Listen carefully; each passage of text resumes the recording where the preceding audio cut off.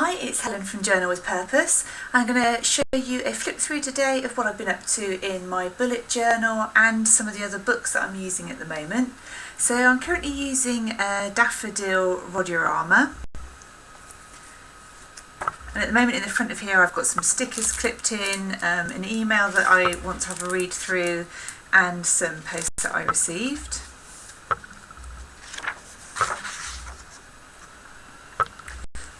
So in December I set up just by putting a wreath on the page and used some watercolour pencils just to add some colour to it. And then I set up my December calendar in the traditional method and then set out my goals for me, creative goals, home and for work. And in my gratitude log I decided to just do some simple gift tags and just record in each one some things that I'm grateful to have in my life. And these are my memories pages. So I recorded the fact my dad came out of hospital, we visited the Christmas market, a running race on the beach with my daughter, we did some baking together and lots of long winter walks. I also took part in the Doodle With Us in December challenge, so I recorded those there. These are my daily plans. That's how I set out my plans for the week in December. And my daily improvements journal, just listing a few things of where I'm winning every day. My highlights of the week and next week I aim to. Some more dailies. I then completed a review of 2016 and I broke that down into things that I'm thankful for, my biggest achievements from throughout the year, things that didn't go quite right and what I can do to improve. And then I used that to create my goals for 2017. So I've listed there my main areas of focus, so things I'd like to work on throughout the year, and then I put a bit more detail on those and put them in the goals for the month for January. It's another weekly layout. When I'm busy, I just get the to-dos down. I don't do any kind of doodles, or perhaps put some stickers on if I want to brighten them up a bit. And on these pages I created something called a Swot Analysis, which stands for your strengths, weaknesses, opportunities and threats.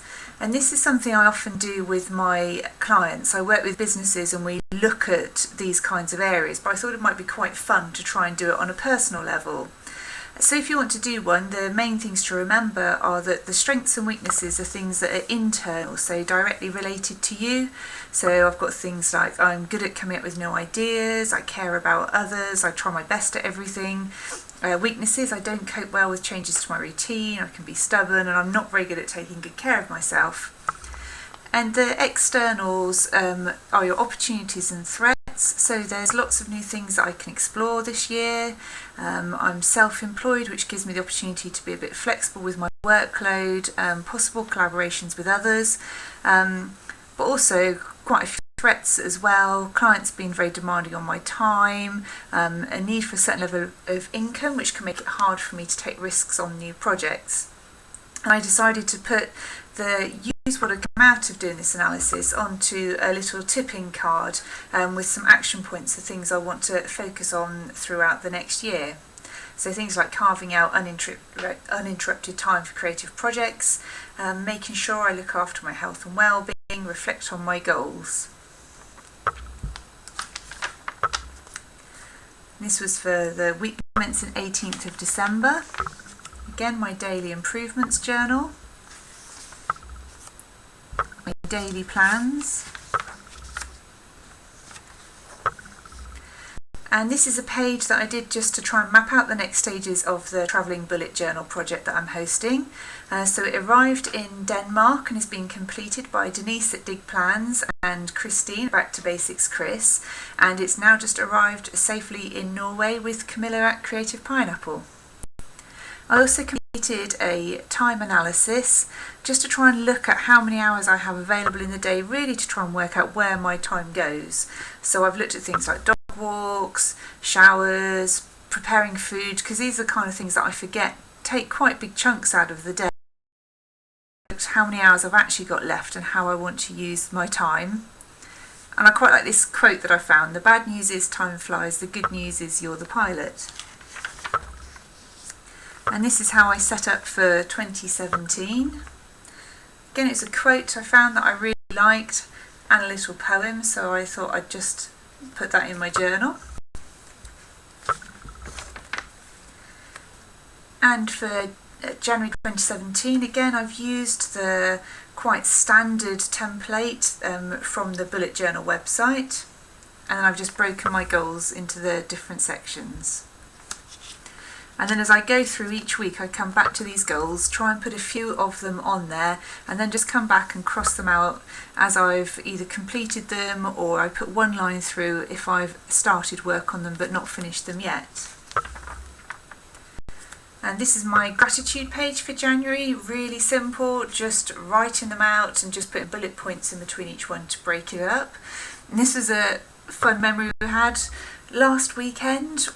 We went into an exhibition with life-size models, and the owner hadn't realised we were in there, and we happened to be in the zombie cave at the time when they turned the lights out. So we managed to nearly get locked in a zombie cave, so that definitely deserved being recorded in my journal. And I've changed my weekly setup a little. This week commencing the 2nd of January, I've actually put boxes down to try and make it stand out a little bit clearer. I've put my appointments for the week in here. The blue boxes are for water, and these should be yellow boxes for exercise. But I've also decided to put my goals for the week again on a little tip-in card on the side, and the reason for that is as I'm working through the week on the different pages, I can have it open so I can just be reminded all the time of what it is I actually wanted to get completed through the week.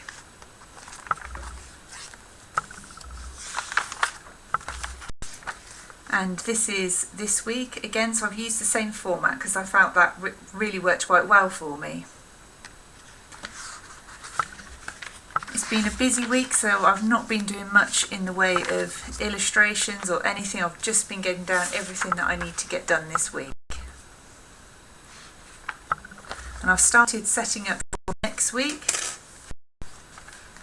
So I just need to move the tasks across. Anything I haven't finished by the end of today, I'll put in my tasks list for next week, but I've put my appointments in there already and the things that I want to achieve.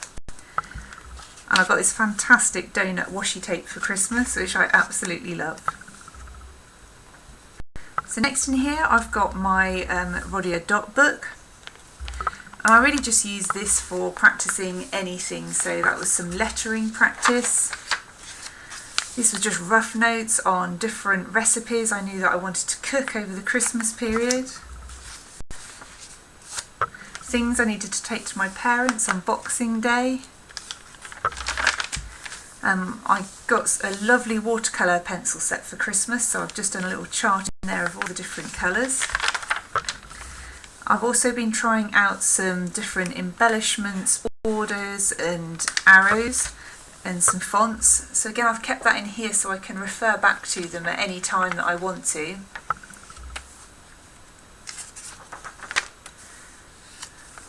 I've tried to break my house down into different zones as well, so I've got different cleaning zones, so if I get time to clean, I know what I can just do from each section of the house at any time. And these are some of the new washi tapes that I've got recently, so again I've just put them in there so I can refer back to them. Also, this is a trip I went on last weekend. I want to record this in my regular journal, but I haven't had time to do the pages yet, so I just noted down a few of the key things that happened so that when I get the time to fill that out in the journal, I can just refer back to those notes.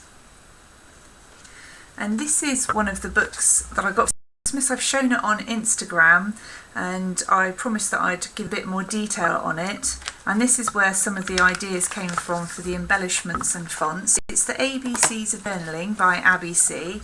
And if you're interested in getting into other types of journaling, I really recommend this book if you can get hold of it. It's got getting started, different tips for the tools you might want to use. ideas for setting out your workspace, and all kinds of really lovely layout ideas, font ideas.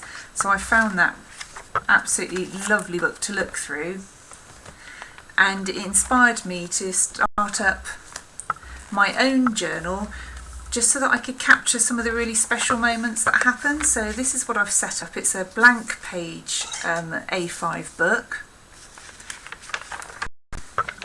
and this is where I started. I've wrote down some notes of what kind of happened on Christmas Day and Boxing Day, and I've tried to illustrate some of the key bits.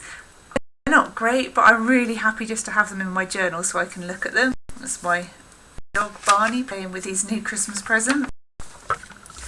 And then on New Year's Eve, I've just captured in here a walk we went on. So I've sketched out the map of the walk that we did, and I stopped halfway and took a picture. I wasn't brave enough to start sketching actually on location, but I just took the picture on my phone and came back so that I was able to sketch it at home and just put in a little glimpse of the view we had on the way there. And finally, I was just going to show you, this is my other art journal style book, Planer. So I've just been using this to play around with a few different ideas. So this was a snowman that I put in there just before Christmas. I don't know if you can see, I've used something called little stickles, which is kind of like a glitter glue, so it just picks up and sparkles.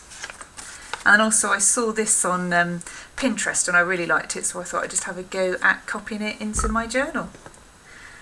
I hope you've enjoyed seeing through the pages and the journals I've been creating recently. If you've got any questions, please leave them below, and if you've liked the video, it'd be great for you to give me a thumbs up. Thank you very much.